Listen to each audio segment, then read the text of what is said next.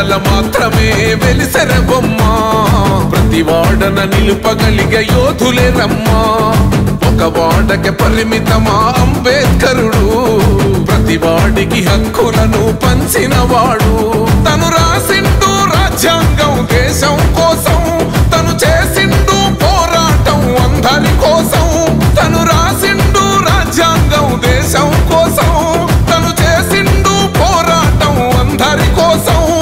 చీకటిని తరిమేసి వెలుగైనాడు జై భీమ్ జనగుండె నినాదం అందరం ఒకటై గెలవాలి సమాజం జై భీమ్ ఒక యుద్ధ నినాదం